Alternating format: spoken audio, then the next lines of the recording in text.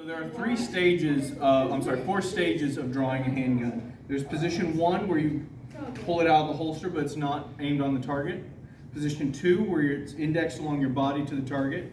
Position 3, which some people call the meet and greet, where you bring it up to pectoral index and bring your hand under, not in front, but under, meet your hand, and then position 4 where you punch out. We're going to look at some weapon retentions from each of those different positions. And because I've done this video before, I'm going to add some extra strikes in that I didn't previously.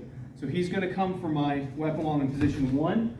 First thing I'm going to do, I'm going to strike him. I'm going to get hit off. It could be a 4-knuckle strike to the side of the neck to get that knockout point. It could be a strike to the spine along the base of the skull to potentially break the connection between the brain and the rest of his body and paralyze him. Or I could just elbow him.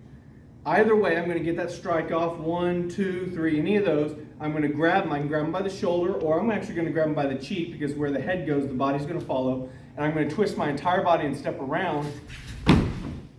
Now he's on the ground. I'm going to make space. Stay down, stay down, stay down. Call the police. Hop back up. We'll do that quickly.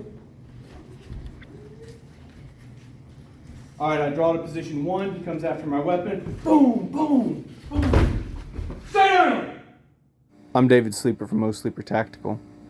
Join me as I seek to equip myself and others to fight the good fight and finish the race well through fighting skills, weapon skills, and an unrelenting dedication to truth.